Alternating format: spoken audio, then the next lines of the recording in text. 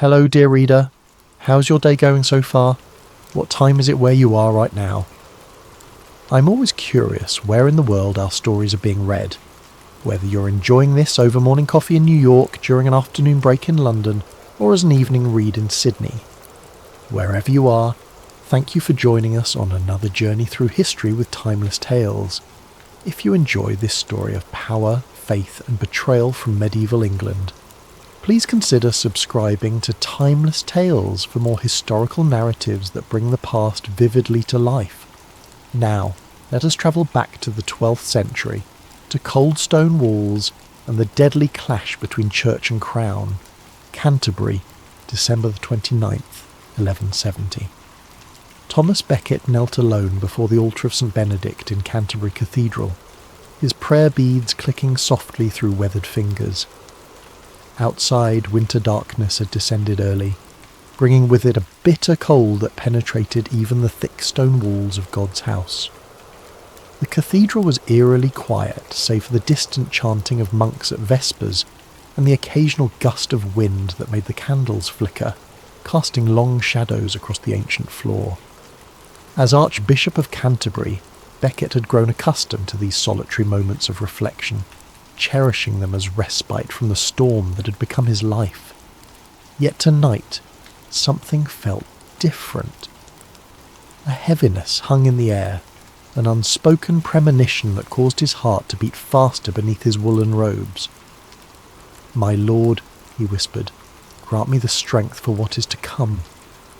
His thoughts drifted unwillingly to a time that seemed like another life, when he had been Chancellor of England and the King's most trusted friend. How different things had been then. How simple. London, 1154. "Thomas, for God's sake, drink up. The night is young and there are ladies waiting." King Henry II, not yet 30 but already the most powerful monarch in Christendom, slammed down his goblet and wiped wine from his reddish-gold beard. His eyes sparkled with a particular intensity that both charmed and intimidated those around him. Tall and broad-shouldered, the Plantagenet king dominated any room he entered through sheer force of personality as much as royal authority. Across the table, Thomas Becket, 15 years the king's senior, smiled indulgently. Refined where Henry was rough, calculating where Henry was impulsive, the Chancellor made a curious companion for the young king. Yet their friendship was the talk of the court. "Your Majesty thinks of nothing but pleasure," Becket replied, though he lifted his cup in acquiescence. "And you think of nothing but business," Henry retorted. "That's why we complement each other so well. I rule with my heart, you rule with your head." The great hall of Westminster Palace buzzed with life around them, nobles and ladies dancing, minstrels playing, servants rushing with platters of food and pitchers of wine, a celebration for Henry's latest victory over rebel barons in Normandy. "To England," Henry said, raising his goblet again, "and to the man who runs it while I'm away fighting." They drank together, and Becket felt that peculiar warmth that came not from the wine but from Henry's approval. The king leaned forward, lowering his voice. "I have plans, Thomas, grand plans. England will be a nation of law and order, not subject to the whims of local lords or," he paused meaningfully, "meddling bishops." "The church has its place, your Majesty," Becket said carefully. Henry waved his hand dismissively. "The church serves two masters, Rome and England. I intend to ensure it remembers which one feeds it." Becket nodded non-committally.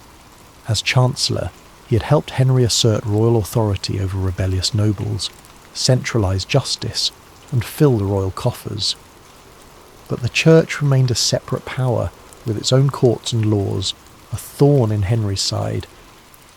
"I will need a new Archbishop of Canterbury soon," Henry said suddenly, eyeing his friend speculatively. "Old Theobald cannot last much longer." Becket stiffened slightly. "I'm sure your Majesty will find a suitable successor." Henry laughed, clapping Becket on the shoulder with enough force to make him wince. "Oh, I already have, old friend. When Theobald passes, the mitre is yours." "Mine?" Becket's carefully composed face betrayed genuine shock. "Your Majesty jests," I am no churchman. Precisely why you're perfect. You're loyal to me, not to Rome. But I enjoy the pleasures of court life too much, Becket protested, gesturing at his fine silk clothes and the gold rings adorning his fingers. I would make a poor example of piety. Henry's gaze hardened slightly, the smile remaining but the warmth behind it cooling. When the time comes, you'll accept. For England. For me. Later that night, as Becket returned to his chambers, his steward Gilbert handed him a sealed message that had arrived during the feast. From Canterbury, my lord. Becket broke the seal and read the brief message. Archbishop Theobald had taken a turn for the worse. The physicians gave him days, perhaps hours. Looking out his window at the moonlit Thames, Becket felt a strange foreboding. Henry would have his way. He always did. But something deep within warned him that the archbishop's robes would change him in ways the king could never anticipate. Canterbury, 1162. By the authority vested in me, I pronounce and declare you Thomas Becket to be Archbishop of Canterbury, primate of all England. The words echoed through the vast cathedral as the papal legate placed the ceremonial pallium around Becket's shoulders. The weight of the simple wool band felt heavier than any golden chain of office he had worn as Chancellor. Just the day before, Becket had been ordained as a priest, an unprecedented rush to prepare him for the archbishopric. Now, beneath the soaring arches of Canterbury Cathedral, surrounded by bishops, nobles and common folk alike, he felt a profound shift within himself, as if God's hand had reached inside and rearranged his very soul. Henry watched from his place of honour, a satisfied smile playing across his lips. His plan was coming to fruition. His loyal Chancellor would now be his loyal Archbishop, bringing the Church to heel under royal authority. How wrong he was. After the ceremony, Henry approached his friend, embracing him warmly. Archbishop, he said, the word dripping with satisfaction. England now has one head and one heart. Becket met the king's gaze steadily. I pray I may be worthy of God's trust in me. And mine, Henry added pointedly. I must serve God first, my liege, Becket replied softly, even before my king. Henry's smile faltered for just a moment before he laughed. Always so serious, Thomas. Come, let us feast. Tomorrow there will be time enough for business. But when tomorrow came, Henry found a changed man. Becket, who had once dressed more lavishly than the king himself, now wore a simple monk's habit beneath his official robes. The man who had enjoyed hunting and carousing with Henry now ate sparingly and spent hours in prayer. Most shocking of all, he had resigned his position as Chancellor. What is the meaning of this? Henry demanded when Becket presented him with the royal seal. I cannot serve two masters fully, your majesty. The Church requires my complete devotion. Henry's face darkened. I elevated you to this position, Thomas. I expected your continued support. And you shall have it, my liege, in all things that do not conflict with my duty to God. They need not conflict if you don't wish them to, Henry said tightly. Becket's expression was serene but firm. I fear that is not for me to decide. That night, as Henry raged to his courtiers about ingratitude and betrayal, Bishop Gilbert Folliot, who had coveted the archbishopric for himself, offered a prophecy that would prove all too accurate.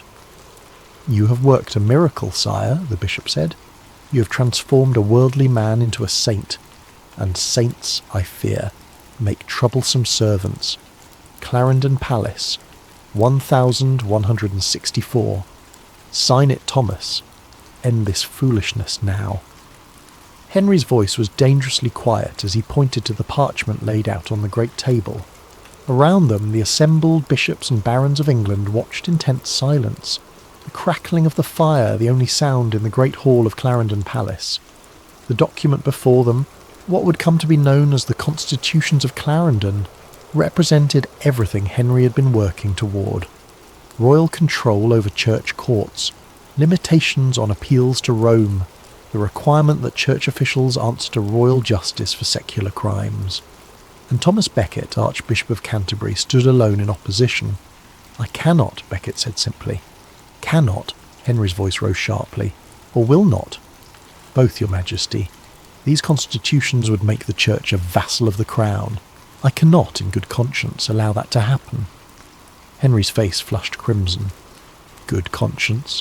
Where was your good conscience when you were my Chancellor, enforcing these very same principles? I was wrong then, Becket admitted. God has shown me the error of those ways. A vein pulsed visibly at Henry's temple. God? Or ambition? Perhaps you fancy yourself a power to rival mine now, Thomas. I am but a servant of the true power, my liege. For a moment it seemed Henry might strike the Archbishop. Instead he turned to the other churchmen present. And the rest of you? Will you defy your king as well? One by one the bishops looked away, mumbled apologies, and stepped forward to sign the document. Only Becket remained unmoved. Henry smiled coldly. It seems God speaks differently to you than to your brothers, Thomas. The confrontation at Clarendon marked the point of no return. In the months that followed, Henry pursued his former friend with the full power of the crown, demanding exorbitant repayment of funds from Becket's time as Chancellor, subjecting him to humiliating trials, threatening imprisonment. And when Becket finally fled England under cover of darkness in November 1164, crossing the Channel in a small fishing boat to seek refuge in France, Henry seized all his properties and banished his family and supporters. The once brothers were now the bitterest of enemies. Normandy, 1170, 1 month before the murder. He excommunicated my bishops, Henry roared, hurling a goblet across the room where it shattered against the stone wall, sending wine spraying like blood.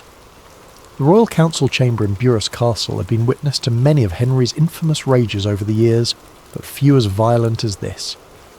6 years of conflict with Becket had frayed the king's formidable self-control to its limits. 3 of them, 3, he continued, pacing like a caged lion, for doing nothing but obeying their king in my son's coronation. Baron Richard du Homay, one of Henry's oldest confidants, ventured a response. Archbishop Thomas claims they usurped Canterbury's traditional right to crown the new king, sire. Canterbury's right? Henry spun around, eyes blazing. Everything is by my right. I am the king. The issue at hand was yet another battle in the long war between Henry and his former friend. The king had arranged for his son, the young Prince Henry, to be crowned as co-ruler, a common practice to secure succession. But he had deliberately had the Archbishop of York perform the ceremony, denying Becket his traditional privilege. Becket, still in exile in France despite recent peace overtures, had responded by excommunicating the bishops involved, with the tacit approval of Pope Alexander III. The French king shelters him still, Henry muttered. Louis enjoys seeing me tormented by my own archbishop. William de Mandeville, Earl of Essex, cleared his throat. There is talk of an interdict, Your Majesty. The room fell silent. An interdict would mean the suspension of all religious services throughout Henry's domains.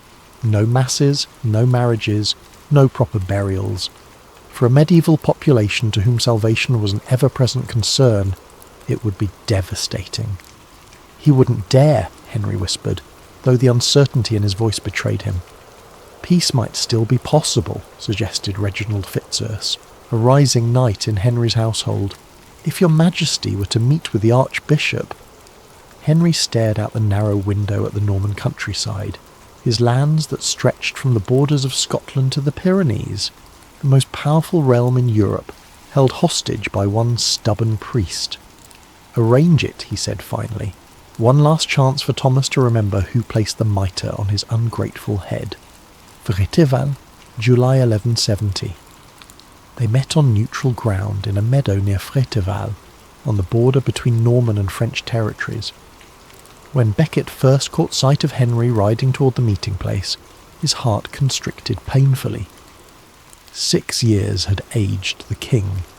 The reddish hair was now streaked with grey, the once boundless energy tempered by the strains of ruling a vast empire constantly threatened by rebellion and intrigue. For his part, Henry barely recognised the austere figure awaiting him. The Thomas Becket, who had once been the most worldly man at court, now looked every inch the ascetic archbishop in simple robes, his once pampered face weathered by years of monastic discipline. What followed was both political negotiation and personal drama, a complex dance between two men who had once known each other better than brothers, now separated by a chasm of principle and pride. "You look well, Thomas," Henry said, making a visible effort at civility. "God has sustained me in exile, your majesty, and you have repaid him by dividing his church and challenging his anointed king." Becket's face remained impassive. "I have only defended the church's ancient rights. The details of their agreement would later be debated by chroniclers, but the essence was clear. Henry would restore Becket's properties and allow him to return to England. Becket would withdraw some of his more provocative claims, though not the excommunications that had so enraged the king. As they prepared to part, Henry made one final attempt to recapture their former closeness. "We were friends once, Thomas, the best of friends." "We were, my liege. Could we not be so again?" Becket hesitated, genuine sorrow crossing his features. "I fear that bridges burned, but we can have peace." Henry's jaw tightened. "Peace. Yes. Return to England, Thomas. Resume your duties. But remember this. I am watching. Always." As they rode away in opposite directions, neither man felt the closure they had sought. Rather than healing old wounds, the meeting at Freteval had merely bandaged them temporarily, leaving them to fester beneath the surface. Canterbury, December 1st, 1170. Becket's return to England in early December was marked by scenes that both moved and alarmed his enemies. Common people lined the roads from Dover to Canterbury, kneeling for his blessing, reaching to touch his robes, calling him saint and defender of the church. "It is like the entry of Christ into Jerusalem," one of his attendants remarked. "Let us pray my end is not the same," Becket replied soberly. In Canterbury, he was received with solemn ceremony, the cathedral bells ringing out to welcome home its shepherd after 6 long years. But even as he celebrated Mass beneath the soaring arches of his church, Becket knew the conflict was far from resolved. The excommunicated bishops had fled to Normandy to plead their case with Henry. Reports reached Canterbury daily of the king's renewed fury, his vows of vengeance. On the first Sunday of Advent, Becket mounted the pulpit of Canterbury Cathedral and delivered a sermon that many would later see as prophetic. "It may be that I shall not speak to you much longer," he told the hushed congregation. "There are those who seek my life, who have threatened me many times and in many ways. I am ready to die for my Lord, that in my blood the church may obtain liberty and peace." That night, alone in his chamber, Becket wrote a letter to be sent to the Pope in the event of his death. "I have drunk deeply of the cup of suffering," he wrote, "and I sense that I must drain it to the dregs.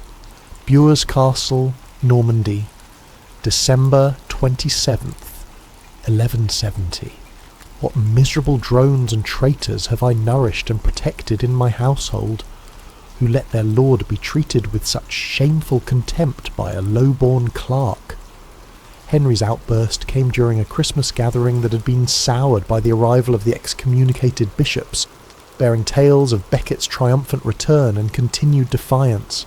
The king's face was contorted with a rage so intense that several courtiers stepped back instinctively. The great hall fell silent as the words hung in the air. Henry's eyes swept the room, settling briefly on 4 knights who stood together near the hearth: Reginald Fitzurse, Hugh de Morville, William de Tracy, and Richard le Breton. All were men who had risen through loyal service to the crown, men who owed everything to Henry's favour. No direct order was given, no explicit instruction passed from king to knights, but when Henry stormed from the hall moments later, the 4 exchanged glances laden with unspoken understanding. Late that night, as the castle slept, 4 horses were quietly led from the royal stables. 4 riders, armed and grim-faced, passed through the gates and turned toward the coast of Normandy, where ships waited to cross the wintry channel to England. Behind them, Henry tossed fitfully in his bed, his dreams haunted by the ghost of a friendship long dead. The English Channel, December the 28th, 1170. God's teeth, I've never seen such a crossing, William de Tracy gasped as another wave crashed over the bow of the small ship, drenching the already soaked nights. December storms made the Channel crossing treacherous in the best of times. Tonight, it seemed as if the very elements conspired against their journey. Wind howled through the rigging, rain lashed horizontally across the deck, and the sea heaved beneath them like a dying beast. Perhaps it's an omen, Hugh de Morville suggested, his normally stolid face betraying a flicker of uncertainty. Reginald Fitzurse, the unofficial leader of the group, fixed him with a hard stare. There's no turning back now. The King's honour demands action. Richard Le Breton, youngest of the four and most eager to prove himself, nodded fervently. The priest has defied the crown once too often. England cannot have two masters. Another wave struck, sending Le Breton sprawling across the deck. De Morville helped him up, asking quietly, "What exactly do we intend to do when we reach Canterbury?" Fitzurse looked each man in the eye before answering. "Whatever is necessary. The Archbishop must withdraw the excommunications and submit to royal authority, or face the consequences." "And if he refuses?" de Tracy asked. "Then God help him," Fitzurse replied, "for we shall not." Saltwood Castle, Kent, December 29th, 1170. Morning dawn broke cold and clear over Saltwood Castle, where the four knights had taken shelter after their harrowing crossing. The castle belonged to Ranulph de Broc, a bitter enemy of Becket who had occupied church lands during the Archbishop's exile. Over a sparse breakfast, the knights finalised their plan. "We'll approach him openly," Fitzurse decided. "Demand he come to Winchester to answer to the King." "And if he refuses?" de Tracy asked again. "We take him by force, Thibault," Fitzurse replied. "The King wants him alive to stand trial for his treachery." Le Breton fingered the hilt of his sword. "And if he resists?" A heavy silence fell over the table. It was de Morville who finally spoke, his voice quiet but firm. "Let us pray it doesn't come to that." As they armed themselves and prepared to ride, de Broc provided a local guide who knew the fastest route to Canterbury and the layout of the cathedral precinct. "The Archbishop follows a strict schedule, but," de Broc told them, "Vespers at 4. He'll be in the cathedral then, with few guards nearby." Fitzurse nodded grimly. "Then that is when we shall deliver the King's justice." Canterbury, December 29th, 1170. Afternoon. Word travelled quickly through the streets of Canterbury. 4 knights of the royal household had arrived at the Archbishop's palace, demanding audience. Their manner was described as arrogant, their hands never far from their sword hilts. In his private chamber, Becket received the news with remarkable calm.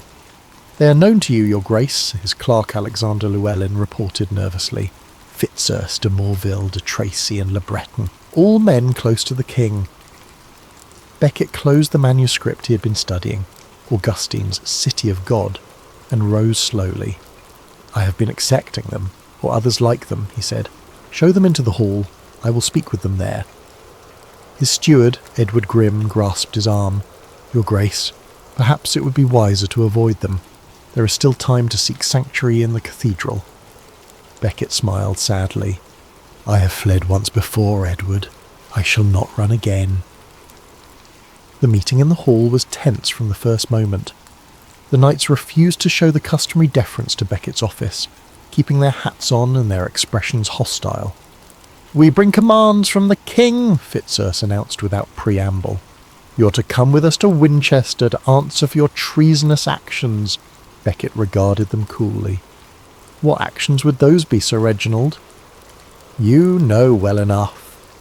The excommunication of loyal bishops, the undermining of royal authority, the stirring of rebellion among the common people." "I have done none of these things," Becket replied. "I have merely defended the Church against those who would make it a servant of the crown." De Tracy stepped forward aggressively. "Will you come to Winchester or not, priest?" Becket stood his ground. "I am going nowhere. If the king wishes to speak with me, he knows where I am to be found." "This is your final chance," Fitzurse warned. "Come willingly, or we shall take you by force." Becket's gaze never wavered. "No man shall lay hands on the Archbishop of Canterbury with impunity. I answer to God and the Pope, not to armed men in a king's hall." For a moment it seemed violence might erupt then and there, but Fitzurse, aware of the many witnesses present, signalled a retreat. "You have made your choice," he said darkly. "We shall return." As the knight stormed out, Becket's attendants rushed to him, faces pale with fear. "They mean to harm you, your grace," Grim insisted. "You must take refuge in the cathedral. They would not dare violate sanctuary." Becket looked toward the window, where the winter sun was already beginning its early descent. "It will soon be time for vespers," he said with strange serenity. "Let us prepare." Outside Canterbury Cathedral, December 29th, 1170, late afternoon. The four knights hadn't gone far. At a nearby house they donned mail hauberks beneath their cloaks and armed themselves more fully. A small group of soldiers from the royal garrison joined them, though accounts would later differ as to whether these men knew the knight's true purpose. In the gathering dusk, with the cathedral bells beginning to toll for vespers, they returned, no longer emissaries but executioners. Inside the Archbishop's palace, panic spread as servants spotted the armed men approaching the cathedral. Several monks rushed to Becket, who was preparing to enter the church. "Your Grace! They come with weapons drawn! We must bar the doors!" Becket paused, then shook his head. "The house of God is not a fortress. Open the doors! I will not have this holy place besieged because of me." His chaplain tried one last time. "My lord, they mean to kill you." Becket's face showed fear at last, but also resolve. "Then I shall meet my Maker doing my duty. All my life I have been a coward, John. Perhaps in death I can find the courage that eluded me in life." With that he turned and proceeded toward the cathedral, his cross-bearer leading the way. Canterbury Cathedral, December 29th, 1170, twilight. The winter day was fading fast as Thomas Becket entered the vast, shadowy interior of Canterbury Cathedral. Behind him came a small procession of monks and cathedral staff, their worried murmurs echoing in the sacred space.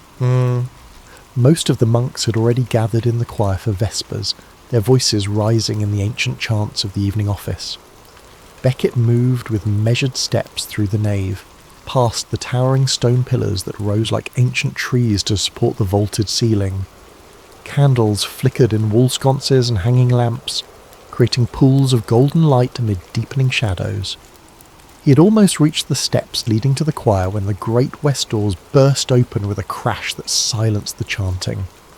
Framed in the doorway stood four armed figures, their mail glinting dully in the candlelight. "Where is Thomas Becket, traitor to the king?" Fitzurse's voice rang through the cathedral. A monk near the door stepped forward bravely. "There is no traitor here, only the Archbishop of Canterbury." Le Breton shoved the monk aside roughly. Then, spotting Becket near the choir steps, the knights advanced, swords half drawn. The few monks who had remained in the nave now fled toward the choir, some calling out warnings, others seeking hiding places among the side chapels. Only Edward Grim, Becket's faithful steward, remained at his side. "To the altar, your Grey," Grim urged. "They would not dare strike you there," but Becket stood his ground. "I am here," he called to the approaching knights. "What do you want of me?" Fitzurse reached him first, grasping his vestments. "Your life, unless you submit to the king's will immediately." "I am ready to die for my lord," Becket replied, pulling free from Fitzurse's grip. "But in God's name, do not harm any of these others." De Tracy moved forward menacingly. "Absolve the bishops you have excommunicated, now." "I cannot go against what the Pope has approved," Becket said firmly. "Then you are a dead man," de Morville growled.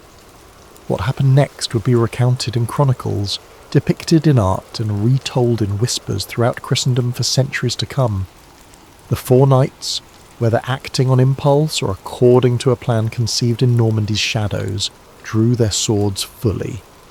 Fitzurse struck first, a glancing blow to Becket's head that knocked off his cap. The Archbishop raised his hands, not in defence but in prayer. "Into thy hands, O Lord," he began. De Tracy's blade interrupted the prayer, slicing deeply into Becket's head. Grim, in a desperate attempt to protect his master, raised his arm and received a wound that nearly severed it. Becket fell to his knees, blood streaming down his face. Still conscious, he murmured, "For the name of Jesus and the protection of the Church, I am ready to embrace death." The next blows came in quick succession. The Breton's sword struck with such force that it severed the top of Becket's skull and shattered against the stone floor. De Morville and Fitzurse followed with additional strikes. The final, most gruesome act came when an unnamed knight, some chronicles suggest it was Hugh MacClurk, who had accompanied the 4, placed his foot on the Archbishop's neck and scooped out his brains with the point of his sword, scattering them across the cathedral floor. "This one won't get up again," he allegedly said. "Let's be away." The entire attack had taken less than a minute. In its wake, Canterbury Cathedral fell into an unnatural silence, broken only by the soft sound of blood dripping onto stone. Then, as the knights fled into the gathering darkness outside, a single monk began to wail, a keening sound of grief and horror that was soon joined by others, until the cathedral filled with lamentation. Thomas Becket, once Chancellor of England and friend to a king, lay dead before the altar, his blood staining the sacred stones of the church he had died to defend. Canterbury Cathedral, December 29th, 1170. Night hours later, the cathedral remained a scene of horror and reverence. Word had spread through Canterbury like wildfire. The Archbishop had been murdered in his own church by the King's Knights. Common people gathered outside the cathedral gates, their crying and prayers creating a constant background to the more solemn proceedings within. Inside, the monks had recovered from their initial shock and now moved with purposeful grief. They had carefully lifted Becket's mutilated body, carrying it deeper into the cathedral to prepare it for burial. As they removed his outer garments, they made a discovery that would add to the emerging legend. Beneath his fine ecclesiastical robes, the Archbishop wore a hair shirt crawling with lice and vermin, a secret instrument of self-mortification that had been his constant companion since taking holy orders. "All these years," whispered Brother John of Salisbury, one of Becket's closest confidants, "he suffered in silence." The monks washed the body with reverence, trying to make sense of the savagery they had witnessed. Brother Gervase, the cathedral chronicler, broke down weeping as he collected some of the scattered brain matter and blood in a basin. "This is sacred," he choked out. "This is the blood of a martyr." Already, even in these first hours, the transformation had begun. From murdered archbishop to holy martyr. In death, Thomas Becket would wield more influence over king and kingdom than he ever had in life. Outside in the darkness, the 4 knights rode hard for Saltwood Castle, then on to Knaresborough in Yorkshire, a royal stronghold where they hoped to find protection. Their hands were still stained with blood, their souls marked forever by an act that would echo through history. Behind them, they left a king who would soon learn the terrible consequences of unchecked anger, a church that had found its most powerful symbol of resistance to secular authority, and a murdered priest whose spilled blood would change the course of medieval history. Argentan, Normandy, January 1171. The news reached Henry II on New Year's Day, as he held court at his castle in Argentan. A breathless messenger delivered the tidings that would forever alter the king's reign and legacy. "The Archbishop is dead, your Majesty, murdered in his own cathedral." The crowded hall fell instantly silent. All eyes turned to Henry, whose face drained of colour. "By whose hand?" he demanded, though some would later claim he already knew the answer. "4 knights, sire, Fitzurse, de Morville, de Tracy, and Le Breton." Henry stood motionless for a long moment. Then, with a cry that was described by witnesses as more animal than human, he collapsed into his chair, tearing at his clothes and hair. "No, no, no," he moaned. "Thomas, Thomas, what have they done? What have I done?" For 3 days, the most powerful man in Europe was shut himself away, refusing food and company, merging only to attend Mass. When he finally allowed his counsellors to approach him, he was a changed man, haggard, subdued, haunted by the knowledge that his words, however misinterpreted, had sent 4 knights to Canterbury with murder in their hearts. "I never wanted this," he told William de Mandeville, his voice hollow. "Christ's eyes, I never wanted him dead." "The world may not believe that, sire," de Mandeville replied gently. He was right. Even as Henry grappled with his own guilt, accusations were flying across Europe. Pope Alexander III, upon hearing the news, reportedly wept openly before ordering all church services in England suspended. King Louis VII of France, Henry's lifelong rival, loudly proclaimed that not since the crucifixion of Christ has such a crime been committed.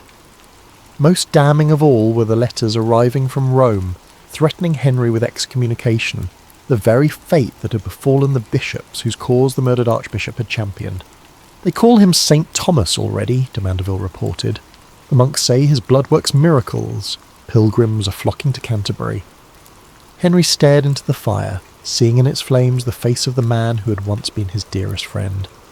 "And what of the knights, he asked. "In hiding at Knaresborough, awaiting your Majesty's instructions." "Let them rot," Henry spat. "They have destroyed themselves and nearly destroyed me." Canterbury, March 1171. Spring came early to Canterbury that year, as if nature itself hastened to bring new life to a place marked by death. Within the cathedral, a strange transformation had occurred. The spot where Becket fell had become the holiest ground in England, roped off and guarded day and night by monks who collected the pilgrims' offerings that poured in from across the country. The first miracles were reported within weeks of the murder. A blind man regaining his sight after touching a cloth soaked in Becket's blood. A crippled woman able to walk after spending a night in prayer at his tomb. A leper whose sores vanished after drinking water mixed with a drop of the martyr's blood. Each new miracle drew more pilgrims, and with them came offerings, coins, jewellery, precious objects that soon filled the cathedral's coffers. The monks carefully recorded each miraculous healing in a large ledger that would eventually contain hundreds of entries. "It is as if his power has grown greater in death than in life," observed Brother William, who had been appointed to oversee the growing shrine. "Those who opposed him in life now kneel before his memory." Indeed, several of the bishops who had stood against Becket now made public penance, walking barefoot to Canterbury to beg forgiveness at the spot where he fell. The excommunicated bishops fled to Rome to seek absolution directly from the Pope, no longer trusting in the king's protection. Most astonishing of all was the reaction of the common people. Thomas Becket, who had been born to a merchant family and risen to the heights of power through intelligence and ambition, had become a folk hero, a symbol of resistance against tyranny. Songs about his martyrdom were sung in village squares, crude paintings of his death-adorned church walls. Mothers named their newborn sons Thomas in unprecedented numbers. For King Henry, isolated in his Norman castles, the situation grew increasingly desperate. The interdict on church services had not yet been formally imposed, but it loomed like a sword over his head. His enemies in France and Scotland sensed weakness and began probing his borders. Even his own sons, watching their father's authority crumble, started manoeuvring for position and power. Something had to be done. Avranches Cathedral, May 23, 1172. I swear that I neither ordered nor desired the death of Thomas Becket, and that when I heard of it, I grieved more than I rejoiced. King Henry II, ruler of an empire stretching from Scotland to the Pyrenees, knelt on the stone steps outside of Avranches Cathedral, stripped to his shirt and breeches, repeating the oath demanded by the papal legates who flanked him. A crowd of thousands watched in hushed amazement at the spectacle of Europe's most powerful monarch brought low by the memory of a dead priest. "I further swear," Henry continued, his voice carrying clearly across the cathedral square, "that I will maintain 200 knights in the Holy Land for a year, that I will take the cross and go on crusade for 3 years unless the Pope grants me dispensation, that I will not hinder appeals to Rome in ecclesiastical cases, and that I will restore all properties and rights of the Church of Canterbury as they were before Thomas Becket's exile." The terms of Henry's reconciliation with the Church had been brutally severe, a public humiliation designed to demonstrate that no ruler, however mighty, stood above God's law. Yet Henry had agreed to everything, driven by political necessity and, some claimed, genuine remorse. As he rose after receiving absolution, Henry winced visibly. The previous night, in a private act of penance witnessed only by a few monks, he had submitted to a scourging, receiving lashes on his bare back from every bishop and abbot present. "Is it finished?" he asked Cardinal Albert, the Pope's representative, as they entered the cathedral for the formal ceremony that would lift the threat of excommunication. "The Church is satisfied," the Cardinal replied. "Whether God is satisfied, only he knows." Henry's jaw tightened momentarily before relaxing into a diplomatic smile. "Then let us pray that he is merciful to all sinners, especially kings." Canterbury Cathedral, July 12, 1174. The final act of Henry's penance came 2 years later, during the darkest period of his reign. His sons had rebelled against him, supported by his estranged wife Eleanor of Aquitaine and King Louis of France. Parts of England were in open revolt, and Scottish invaders had crossed the northern border. In this desperate hour, King Henry II returned to England and made a pilgrimage that would become as famous as Becket's murder itself. Leaving his horse at the outskirts of Canterbury, the king walked the final miles barefoot over rough roads, his bleeding feet marking each step toward reconciliation. Dressed in the simple woolen robe of a penitent, uncrowned and unadorned, he approached the cathedral that had witnessed history's turning point 4 years earlier. Inside, he made his way to Becket's tomb in the crypt, now adorned with offerings from across Christendom. There, Henry did what would have been unthinkable in life. He knelt before his former friend and adversary and submitted himself completely. The monks who witnessed it described how the king lay prostrate on the cold stone, weeping openly as the Bishop of London recited the ritual of absolution. Then, one by one, each monk present struck the king's shoulders with a ceremonial rod, 80 lashes in all, willingly received. Throughout the long night that followed, Henry remained at the tomb in prayer and contemplation. What thoughts passed between the living king and the dead archbishop none could say, but when dawn broke, messengers arrived with extraordinary news. The rebel forces had been decisively defeated at Alnwick, and the Scottish king captured on the very day Henry had begun his penance. "A miracle," the monks whispered. "St. Thomas has forgiven the king." Henry himself made no such claim, but as he rose stiffly from his night-long vigil, his expression was that of a man who had found, if not forgiveness, then at least a kind of peace. "In life we were divided," he reportedly murmured at the tomb before departing. "In death you have conquered." Canterbury, 1220, 50 years after his death. Thomas Becket's remains were moved from the crypt to a magnificent shrine in the newly rebuilt East End of Canterbury Cathedral. The translation ceremony, presided over by the Archbishop in the presence of the young King Henry III, marked the final elevation of Becket from murdered prelate to England's most beloved saint. The shrine itself was a wonder of medieval craftsmanship, adorned with gold, silver and precious stones, surrounded by stained glass windows depicting the life and death of the martyr. Above it hung the Becket's blood-stained vestments, preserved as sacred relics. Canterbury had been transformed. Once merely an important ecclesiastical centre, it was now the premier pilgrimage destination in northern Europe, rivaling Rome and Santiago de Compostela.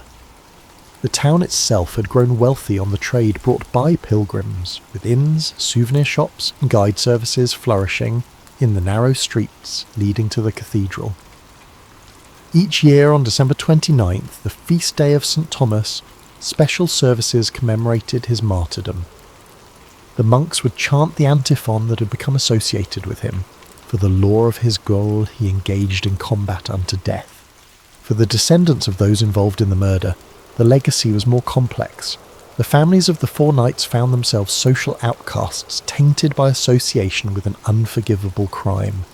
Legend claimed that the bloodline of each knight withered within a few generations, divine retribution for their sacrilege.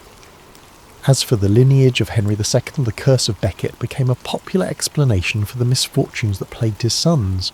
The early death of young Henry, the imprisonment of Richard the Lionheart, the disaster of King John's reign. When John's son Henry III proved especially devoted to Becket's cult, many saw it as an attempt to finally break the curse that had haunted the Plantagenet dynasty. Canterbury, 1538.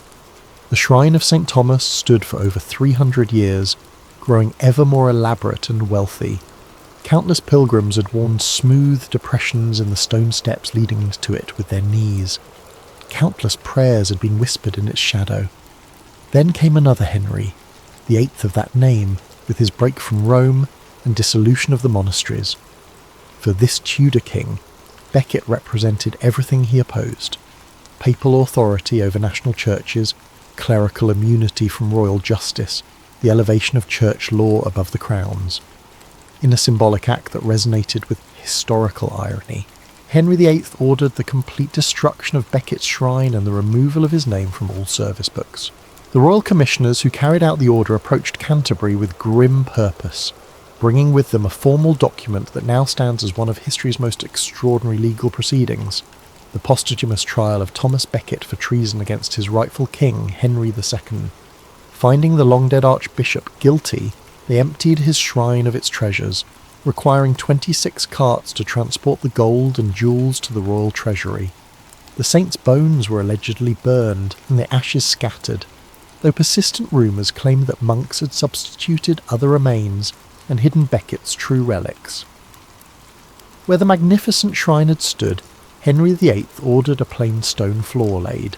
No marker was permitted, no acknowledgement that England's most famous saint had ever rested there. Yet even this second king could not entirely erase Becket's memory.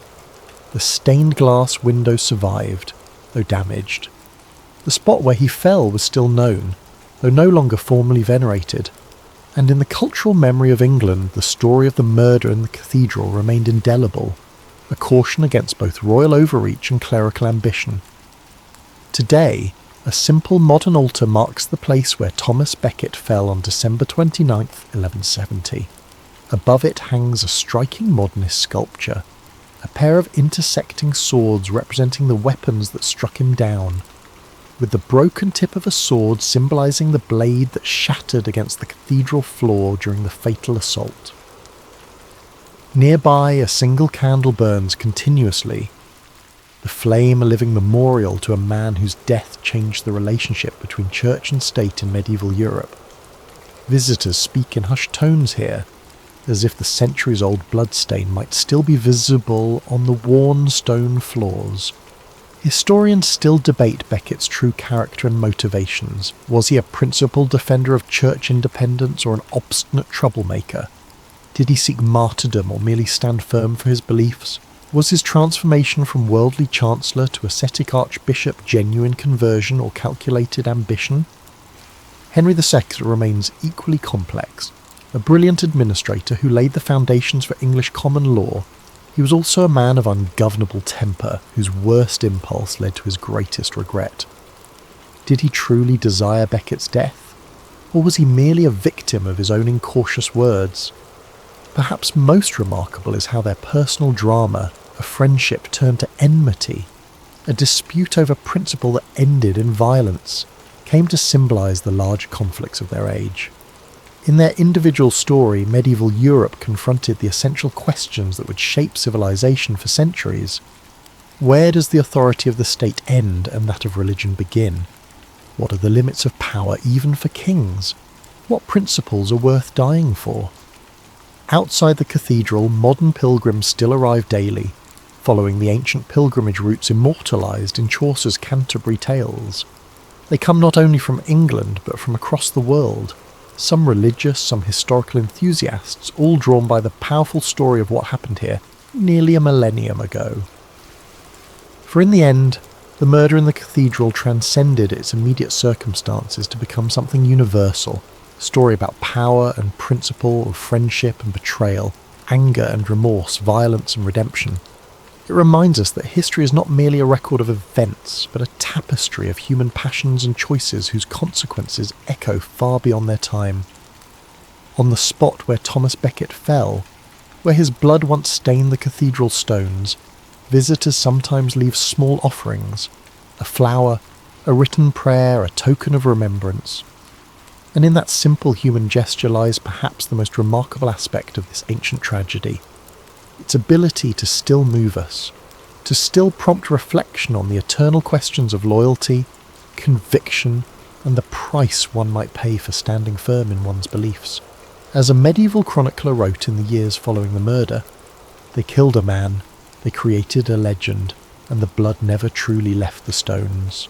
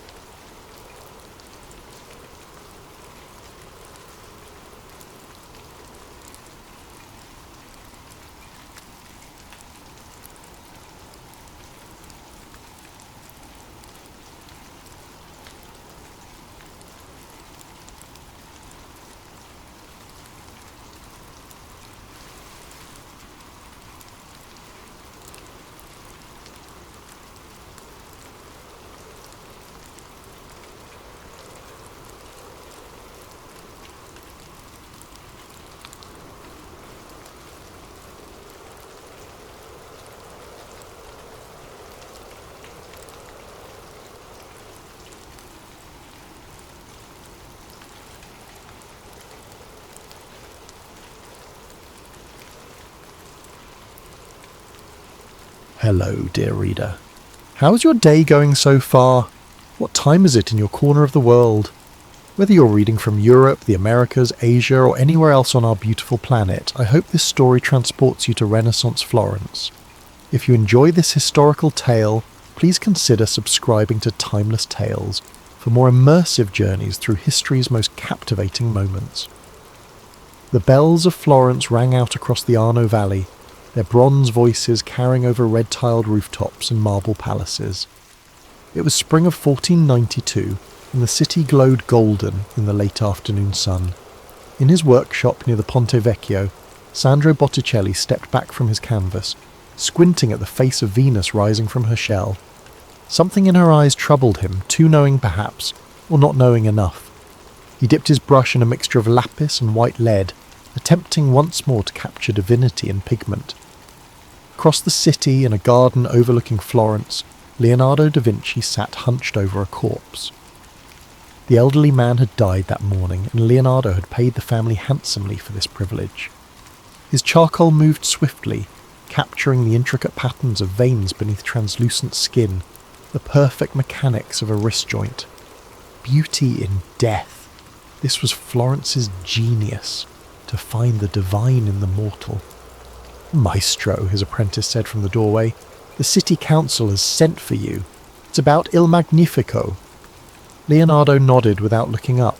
Lorenzo de' Medici, the Magnificent, had been bedridden for days. All Florence knew death approached their patron, their protector, their North Star. In the Medici palace, Lorenzo lay propped against silk pillows, his face gaunt, but his eyes still sharp. Physicians moved about the chamber with solemn faces, while priests prayed in corners. Lorenzo's children huddled together near the door, Piero, his heir, Giovanni, the future pope, and Giuliano, still a child. The family dynasty, waiting for its transfer of power. "The artists are here, my lord," a servant announced. Lorenzo smiled faintly as Botticelli, Leonardo and Michelangelo entered. They bowed deeply to the man who had financed their genius, protected their freedom, and elevated their status from craftsmen to visionaries. "My friends," Lorenzo's voice came as a whisper, "I wish to see beauty one last time."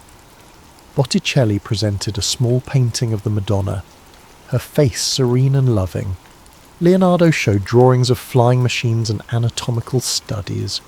Young Michelangelo, not yet 20, approached with nothing in his hands. "I bring no work, my lord," he said, "only gratitude." Lorenzo nodded. "Your David will outlive us all." Despite his pain, Lorenzo turned the conversation to philosophy, quoting Plato on the immortality of the soul. This was Florence at its zenith. Death approached philosophical, art transcending religion, and man reaching toward godhood through creation. Outside the palace, Florence bustled with prosperity. In the markets, merchants displayed silks from Damascus, spices from Constantinople, and leather goods made in the city itself. Women in fine dresses sauntered with decorated mirrors hanging from their belts, their fingers adorned with rings, their necks with pearls and gold. Young men in bright, fashionable clothes strutted through piazzas, reciting poetry or discussing the latest philosophical debates from the Platonic Academy. This was the Renaissance rebirth, in its fullest flower, a civilization drunk on beauty, wealth, and its own cleverness. Bankers calculated profits while commissioning chapels to ease their consciences. Philosophers rediscovered pagan texts while genuflecting in Catholic masses. Artists painted biblical scenes with the faces of their mistress. In a humble Dominican monastery on the city's edge, a thin monk with burning eyes watched it all, with growing horror. "Brother Girolamo," a young novice said, "the prior requests your presence in the chapel." Girolamo Savonarola nodded curtly. He gathered his simple black robes and followed the novice through stone corridors. At 40, Savonarola's face was already deeply lined, his nose prominent and hooked like an eagle's beak. His eyes, those who met them never forgot, contained a fire that seemed to see through flesh to soul. In the monastery garden, the prior waited. "Brother Girolamo, I've received another complaint about your preaching." "From whom? The Medici? The bankers whose usury I condemn? The priests whose concubines I mention?" Savonarola's voice was unexpectedly powerful for his frame. "From those who fear you incite unrest," the prior said carefully. "These are delicate times. Lorenzo is dying." "And Florence's soul dies with him," Savonarola replied. "Do you not see it, brother? The paganism disguised as enlightenment, Venus and Mars in our churches. Plato preached alongside Christ as if they were equals. The Renaissance has brought great works that glorify God. The Renaissance glorifies man," Savonarola cut him off. "I have seen visions, brother. God's patience with Florence wanes. The sword of divine justice hangs over this city of vanity." The prior sighed. They had had this conversation many times. What would you have the people do? Burn their books, destroy their art, return to the darkness? Savonarola's eyes flashed. If the light blinds them to God's truth, then yes, darkness would be preferable. That night, as Florence lit its lamps and the wealthy prepared for evening entertainments, Lorenzo de' Medici breathed his last. The Magnificent was dead. The bells that had earlier celebrated the day now tolled in mourning. Florence had lost its balance. The figure who had maintained peace between competing families, between church and commerce, between artistic freedom and religious orthodoxy, was gone. In the void that followed, Savonarola rose. Caterina Rossi stood in her father's workshop, breathing in the familiar scents of leather and dye. At 22, she managed most of the business now, as her father's eyesight failed him. The Rossi family had been leatherworkers for generations, creating the fine gloves, belts, and book covers that Florence exported throughout Europe. "Another order from France," she told her father, helping him into his chair.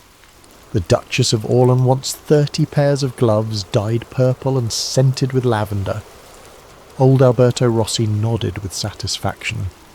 "Our fortunes rise with the cities. Your mother would have been proud to see what you've made of our humble shop." Caterina smiled, though her thoughts drifted to the sermon she had heard that morning. The strange Dominican friar had preached with such conviction about God's coming judgment on Florence's excesses. She'd gone out of curiosity. Everyone talked about the monk with the thunderous voice, but found herself unable to dismiss his words entirely. "Father," she said carefully, "have you heard this monk, Savonarola?" Alberto's face darkened. "That doom preacher? He'd have us all in sackcloth and ashes. Pay him no mind, daughter. Such men always emerge in times of uncertainty. But what if he's right? What if God is displeased with Florence's vanity? Is it vanity to create beauty? To prosper through honest work?" Alberto gestured around the workshop. "We make practical things, Caterina. Things people need." "Purple gloves for a duchess?" she asked with a small smile. "Even duchesses have cold hands," her father retorted. "Besides, that order will feed 10 Florentine families for a month." The conversation was interrupted as the workshop door opened. Marco Leone entered, removing his cap respectfully. An artist's apprentice in Botticelli's studio, Marco had been courting Caterina for nearly a year. "Good day, Master Rossi," he bowed to Alberto, then turned to Caterina with a smile. "I've come to escort you to the evening music, if you're willing." Caterina glanced at her father, who nodded approval. "Go," he said. "Florence needs its young people to celebrate life, especially now." As they walked through the streets toward the Piazza della Signoria, Caterina noticed how the city seemed subdued. Black banners hung from many windows, mourning Lorenzo. People gathered in small groups, speaking in hushed tones.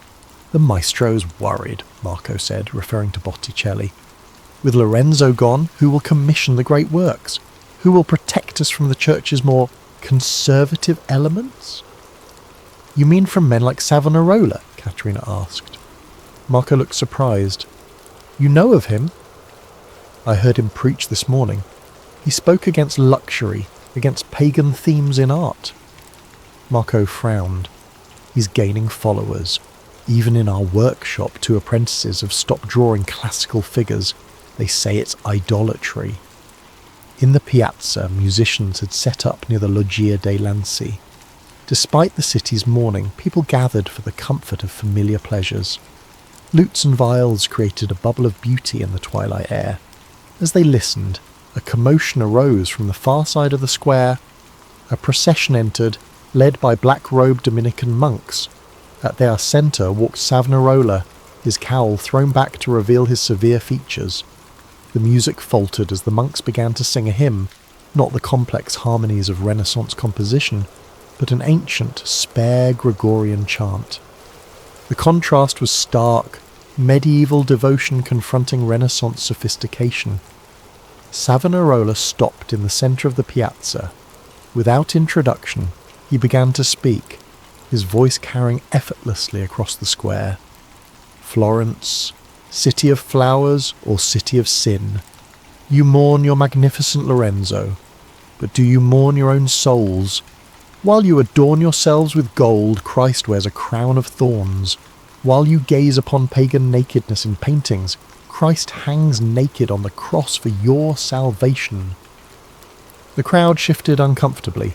Some turned away, but many moved closer, drawn by the friar's passionate conviction. I have seen visions, Savonarola continued, his voice rising. A black cross rises over Rome, signifying God's anger. A golden cross appears over Jerusalem, representing hope for the faithful. Choose, Florence.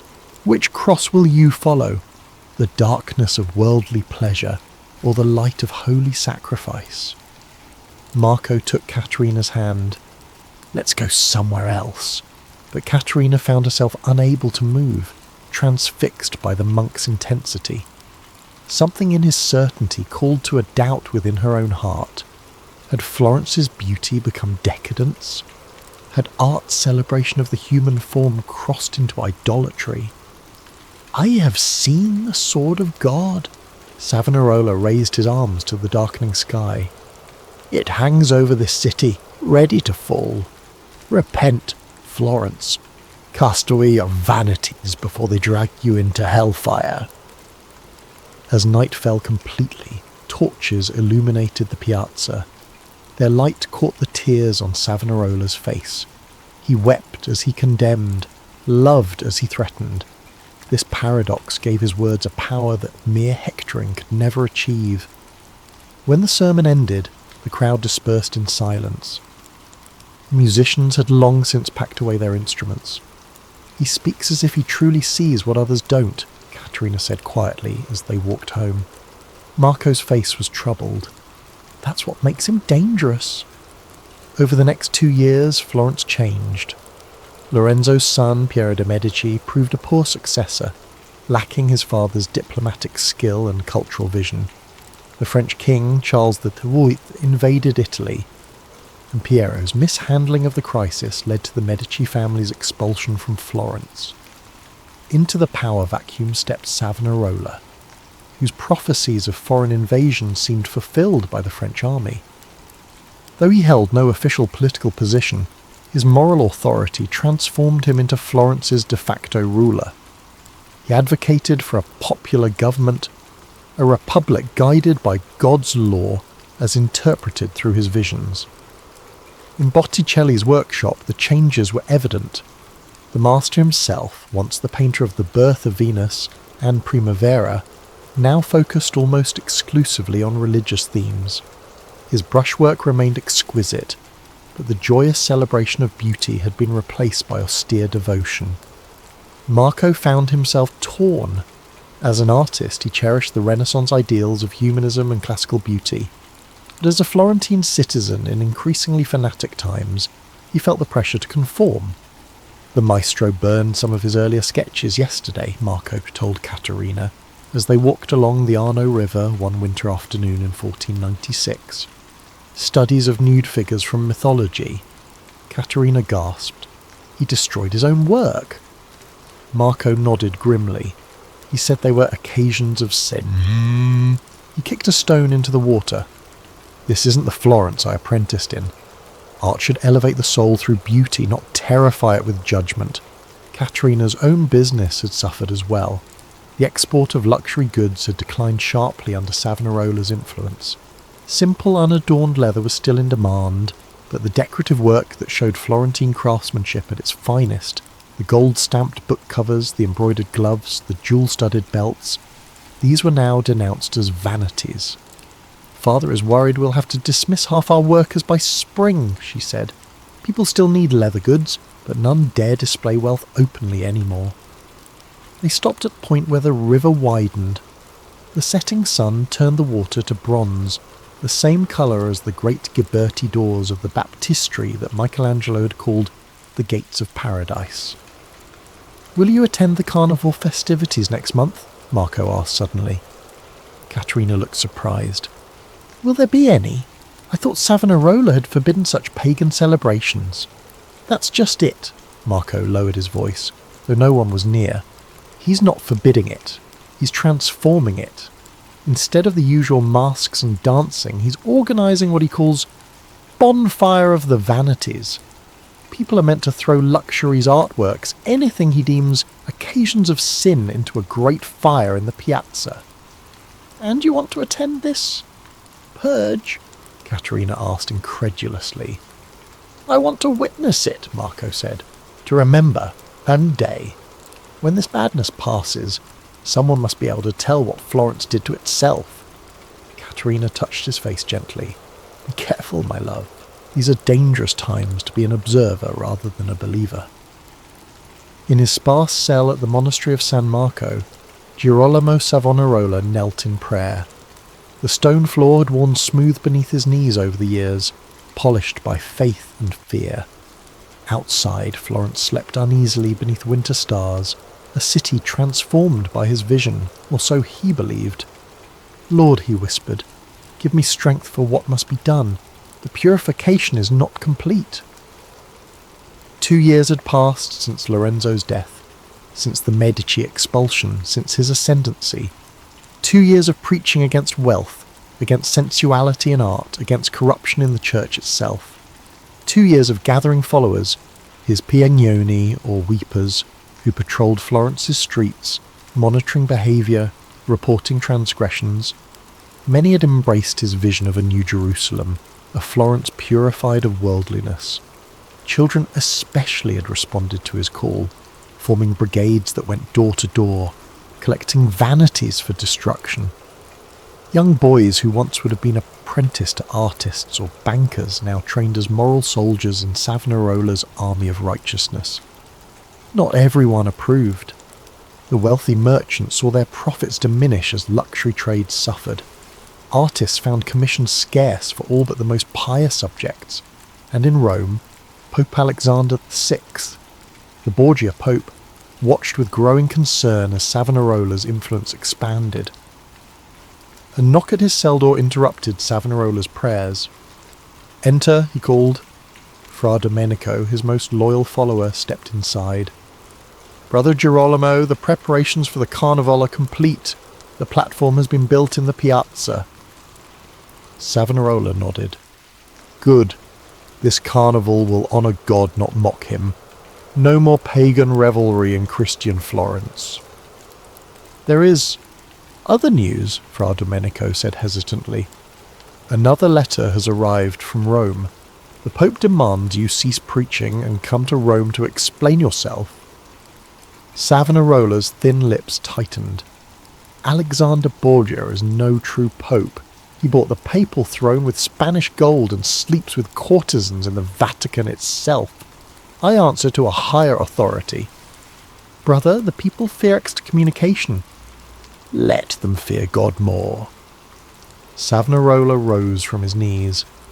"The church needs reform from root to branch. If this puts me at odds with Rome, so be it." Fra Domenico looked troubled. "There are rumours that some Franciscans challenge your revelations. Brother Mariano has offered to submit himself to trial by fire to prove you false." "Theatrical tricks," Savonarola dismissed the challenge. "God reveals truth through prophecy and its fulfilment, not through circus spectacles." Yet as Fra Domenico left, Savonarola returned to his prie-dieu with a heavier heart than he would admit. Doubt, the eternal shadow of the prophet, whispered at the edges of his conviction. Were his visions truly divine? Was Florence truly transforming into the New Jerusalem he envisioned, or was he merely replacing one form of corruption with another? He shook his head violently as if to dislodge such thoughts. "Get thee behind me!" he muttered. Outside his window, dawn began to break over Florence. The city that had once been the crown jewel of the Renaissance now stood at a crossroads of its own making. Alessandro di Mariano di Vanni Filippetti, known to the world as Sandro Botticelli, stood in his workshop contemplating the unfinished painting before him. Once his brush had flowed with sensuous lines, creating Venus rising from the sea foam, the three Graces dancing in diaphanous gowns, nymphs and satyrs celebrating spring's return. Now he painted the crucifixion, again. At 52, Botticelli found himself increasingly drawn to Savonarola's vision of art as a vehicle for devotion rather than delight. The monk's condemnation of pagan themes had struck a chord within him, a latent guilt over having used his God-given talent to celebrate worldly beauty rather than divine truth. Master, His apprentice Marco approached cautiously. "The pigments you requested have arrived." Botticelli nodded without turning. "Mix the ultramarine for Christ's robe, sparingly. It costs more than gold." Marco began grinding the precious lapis lazuli stone. "Will you attend the bonfire tomorrow?" he asked, trying to sound casual. Now Botticelli turned, his expression unreadable. "Brother Girolamo has asked me to attend. He says my presence will encourage others." "And will you contribute anything to the flames?" The master's eyes returned to his painting. "What we sacrifice matters less than that we are willing to sacrifice."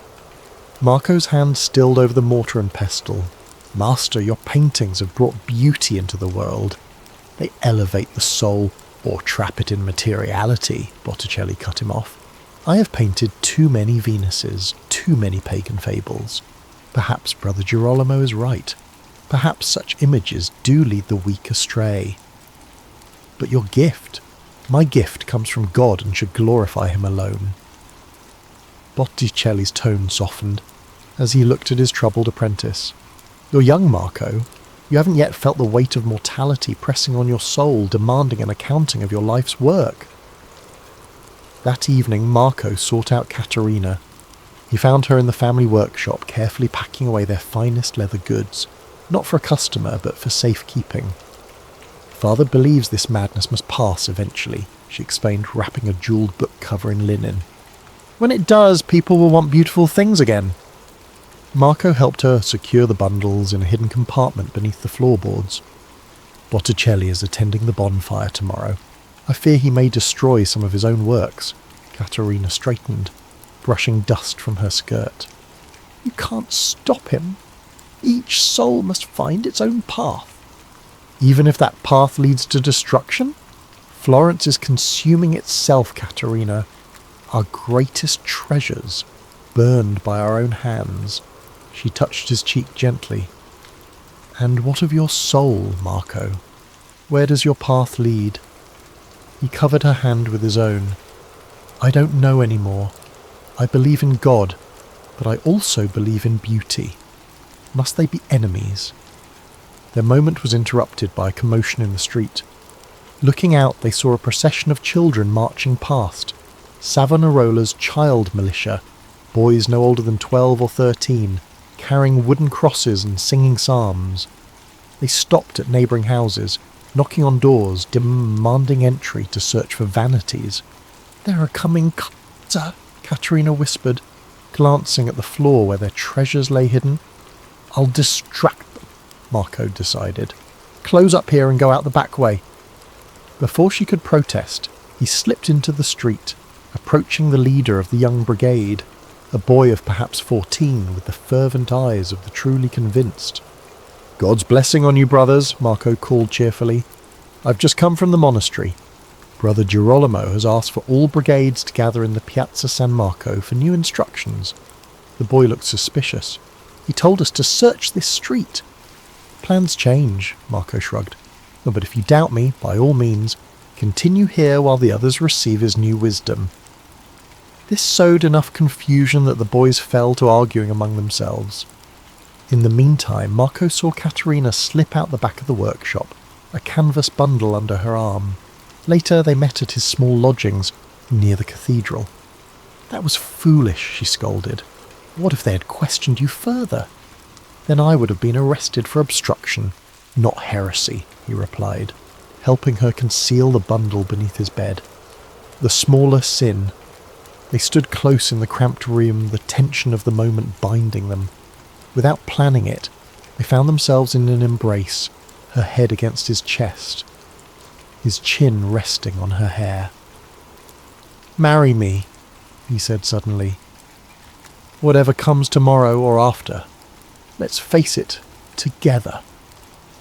She looked up, surprised not by the proposal but by its timing. "You choose now, with the city tearing itself apart." "Especially now," he said.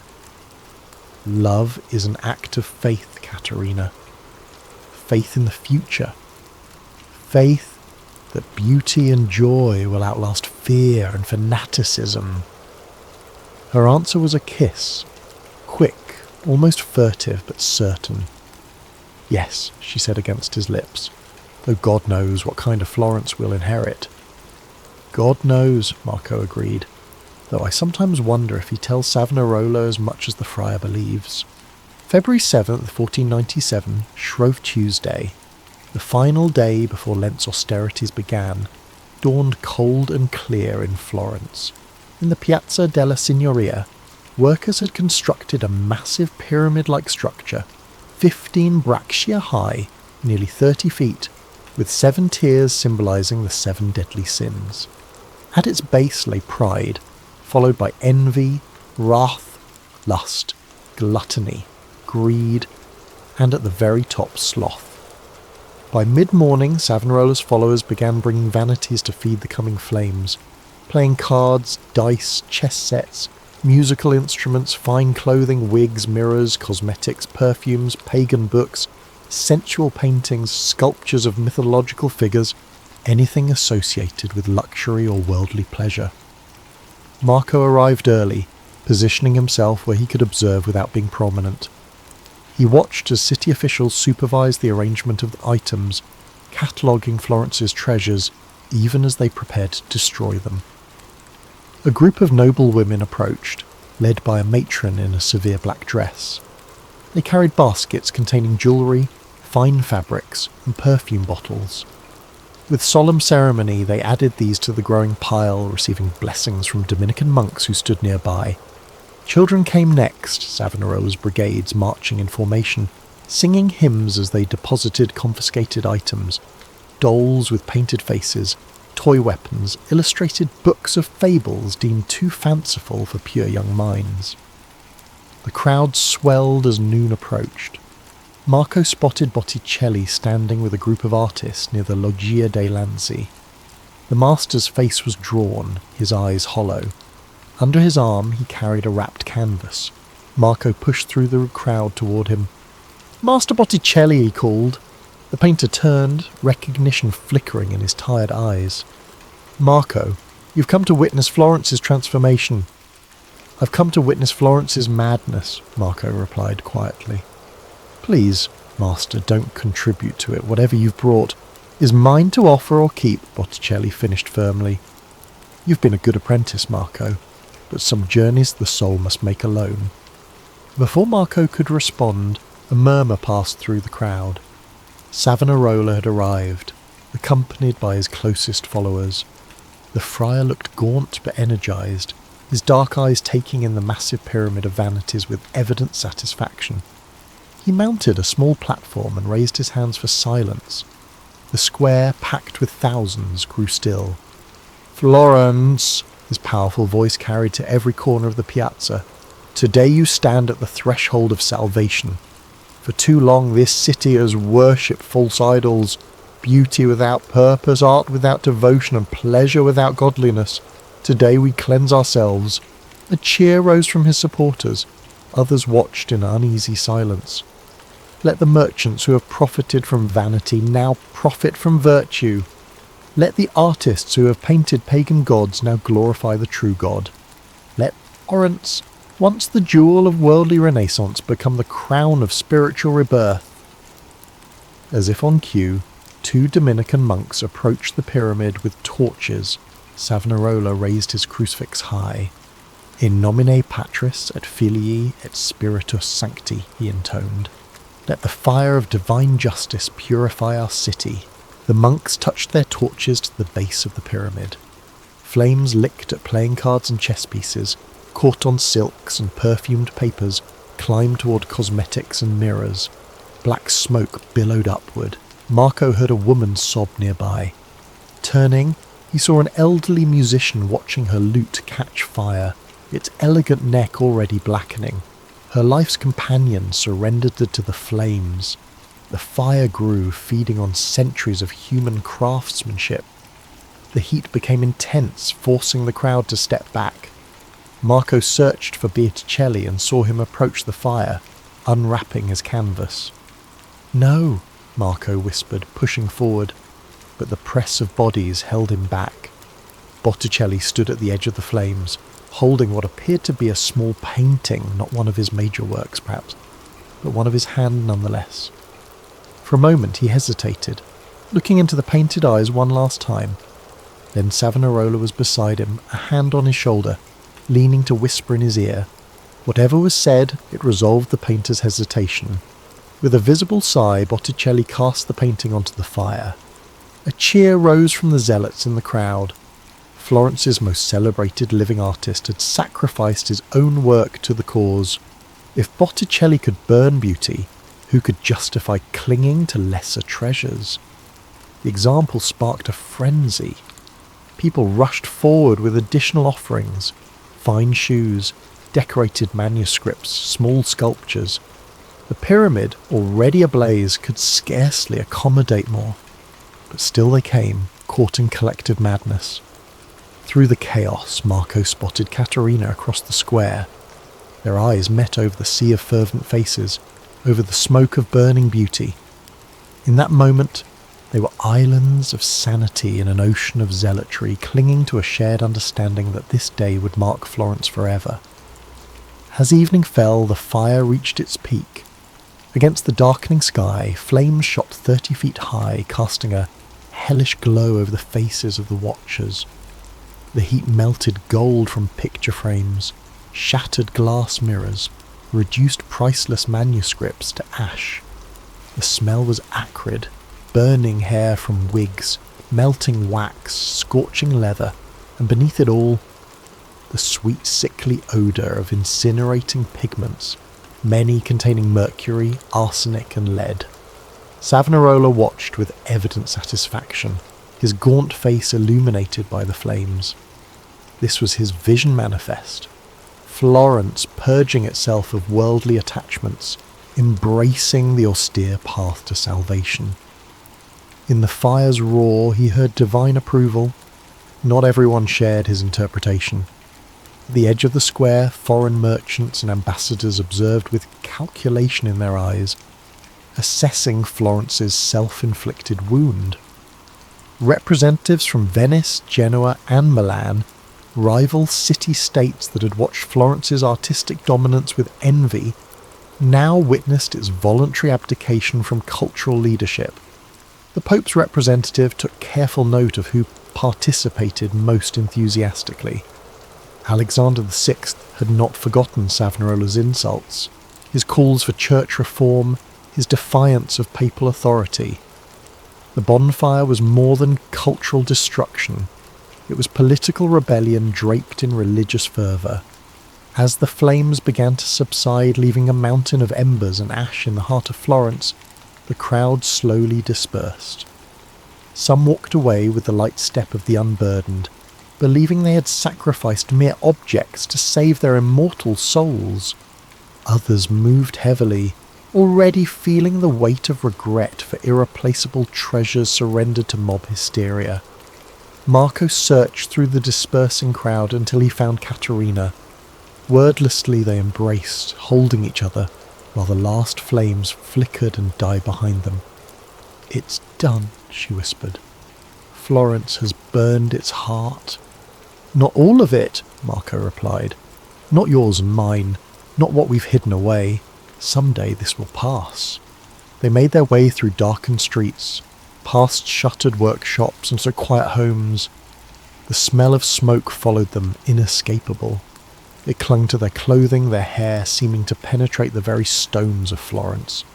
At her father's house, Caterina paused before entering. "What happens now? Will one bonfire satisfy him?" Marco looked back toward the distant glow still visible above the rooftops. "I fear this is only the beginning." For a time it seemed Savonarola's vision of a purified Florence might endure. His followers, the Piagnoni, controlled the city government. His sermons drew ever larger crowds. His moral reforms became city ordinances, laws against gambling, prostitution, public drunkenness, immodest dress, and usury. The city that had been the epicenter of Renaissance splendor now embraced austerity. Artists who had once depicted Greek gods and goddesses now confined themselves to biblical subjects. Workshops that had produced luxury goods now created simple functional items. Scholars who had celebrated classical literature now focused exclusively on scripture and church fathers. In his monastery cell, Savonarola should have rejoiced in this transformation. Instead, he found himself increasingly plagued by doubt and external pressure. Pope Alexander VI, furious at Savonarola's continued defiance, excommunicated him in May 1497, forbidding him to preach and threatening to place all Florence under interdict, a punishment that would deny the sacraments to every citizen. Political winds shifted as well. The French king, whose invasion Savonarola had correctly prophesied, withdrew from Italy. Without this external threat, Florentines began questioning the need for such extreme moral vigilance. Merchants, suffering from economic decline as luxury trades collapsed, grew restless under Savonarola's restrictions. Perhaps most damaging, the promised divine interventions, God's reward for Florence's purification, failed to materialize. No miraculous prosperity replaced worldly trade. No divine protection shielded the city from political pressures. The New Jerusalem remained stubbornly human, with all the associated failings. Fra Domenico found Savonarola praying in the monastery garden one April morning in 1498, 14 months after the Great Bonfire. "Brother Girolamo," he said urgently, "there's trouble in the city. The Signoria has called for a trial by fire." Savonarola looked up, his face even more gaunt than before. Months of fasting and night vigils had reduced him to a living skeleton. "Explain." "A Franciscan friar has challenged your prophecies," Fra Domenico continued. "He says if you are truly God's messenger, God will protect you or one of your followers from being burned. The Signoria has approved the test." "Theatrics," Savonarola dismissed it. "God does not perform on demand like a street conjurer." "The people expect it," Fra Domenico pressed. "If you refuse, they'll say you fear the outcome." "And if I accept, I tempt God," Savonarola countered. "There is no winning in this challenge." Yet he understood the precariousness of his position. Power built on prophetic authority could vanish like morning mist when prophecies failed to manifest. "I will not go myself," Savonarola decided. "But if you're willing, Fra Domenico," his loyal follower knelt. "I would walk through fire for God's truth." The trial was set for April 7th, 1498, in the Piazza della Signoria, the same space where the bonfire of the Vanities had consumed Florence's treasures the previous year. Now it would test the prophet himself. On the appointed day, thousands gathered in the piazza. 2 parallel walkways had been constructed, piled high with kindling and oil-soaked wood. The plan, representatives from both the Dominican and Franciscan orders would walk through the flames simultaneously. Whoever emerged unburned would prove their cause divinely favoured. Marco and Caterina stood among the crowd, their engagement now public, their wedding planned for summer, if Florence survived its current madness. "This is barbaric," Caterina whispered, as officials inspected the wood piles. "It's the logical conclusion of Savonarola's Florence," Marco replied grimly. "When beauty and reason are cast aside, only spectacle remains." The crowd grew restless as the morning lengthened into afternoon with no sign of fire. Arguments broke out between Dominicans and Franciscans over procedural details. Could Fra Domenico carry a crucifix through the flames? Must he remove his robes first, as potentially treated with fire-resistant substances? Rain clouds gathered overhead, as if heaven itself hesitated to witness such a test. Finally, as evening approached with no resolution, the Signoria cancelled the trial. The crowd's disappointment turned to anger. Some blamed Savonarola for the delay, seeing cowardice where once they had seen conviction. That night, the city erupted. Opponents of Savonarola's rule, long silent through fear, took to the streets chanting "Abbasso il frate," "Down with the friar." They marched on the monastery of San Marco, where Savonarola and his followers had barricaded themselves.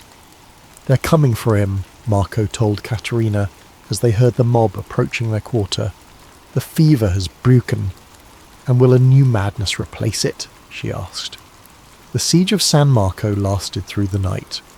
By morning, city officials, many formerly loyal to Savonarola but now sensing the changing winds, arrived with orders for his arrest. The prophet surrendered without resistance. What followed was predictable. Torture, confession, recantation, more torture. The same civic machinery that had elevated Savonarola now methodically destroyed him. After 6 weeks of suffering, he was convicted of heresy, sedition, and religious innovation. On May 23rd, 1498, Girolamo Savonarola was hanged and then burned in the Piazza della Signoria, exactly where the bonfire of the vanities had occurred, exactly where the trial by fire had been abandoned. Fra Domenico and Fra Silvestro, his closest followers, shared his fate. Marco and Caterina watched from a distance as the prophet's body blackened in the flames. "God's judgment," murmured some in the crowd. "Man's revenge," countered others. As the smoke dissipated, carried away by a spring breeze, something shifted in Florence.